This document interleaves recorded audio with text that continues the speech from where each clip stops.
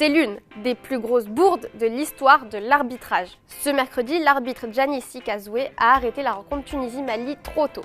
Beaucoup trop tôt. Pardonnez-moi si j'écorche le nom. Le Mali gagnait 1-0 grâce au pénalty transformé par Ibrahima Koné. En seconde période, il y a eu 9 changements, 2 pénaltys et une pause fraîcheur. Donc, le temps additionnel aurait dû être conséquent, mais aussi fou que cela puisse paraître, l'arbitre a sifflé la fin du match à 2 reprises.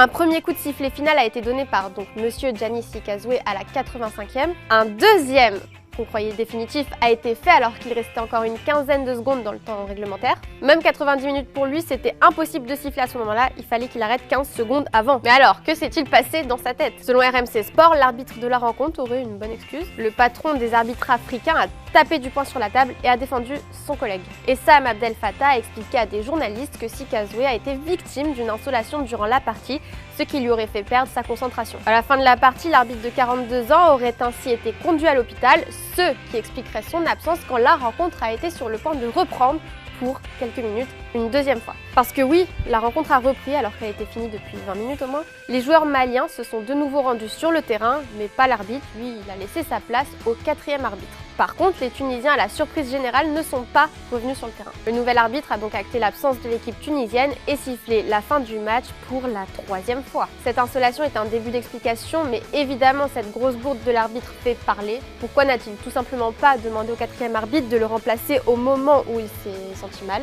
Sans surprise, beaucoup crient à la corruption de Gianni Sikazoué. Certains ont vraiment du mal à avaler le coup de l'insolation. La Tunisie a déposé une réserve technique pour ne pas en rester là. Une réserve technique, en gros, c'est une réclamation déposée par une équipe lorsqu'un arbitre semble avoir pris une décision non conforme aux lois du jeu. Bon, ici, c'est clairement le cas. Hussein Junawa, le chef de la délégation tunisienne, a d'ailleurs réagi au micro de RMC Sport à cette fin de match complètement dingue. L'arbitre a sifflé la fin de la rencontre avant la fin du temps réglementaire, donc nous avons signalé des choses au coordinateur du match après la rencontre, comme le règlement le stipule. Mais maintenant, on va suivre le droit pour voir ce qu'il en est dans les jours à venir. Personne ne nous a demandé de revenir pour l'instant. Ce que je peux dire en tant que chef de délégation, c'est que l'on a réclamé la réserve que l'on doit faire. Le fait que la Tunisie n'ait pas accepté de reprendre le match pourrait peut-être jouer en leur défaveur, mais le sélectionneur s'est expliqué sur ça. Et pour la Tunisie, le Mali, ils ont su concrétiser le penalty. Nous, on n'a pas pu marquer ce but d'égalisation-là. Ils sifflent la fin du match, ils nous demandent d'aller au vestiaire. Tous les joueurs ils font le bain de glace pendant 35 minutes et après il vient et il nous demande de revenir sur terrain.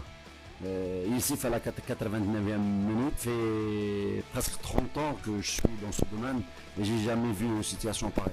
Mohamed Magasouba, le sélectionneur malien, lui aussi a donné son avis. C'est l'administration qui a discuté avec eux. Bon, nous, on nous a dit de nous mettre sur le terrain parce que le match n'était pas fini.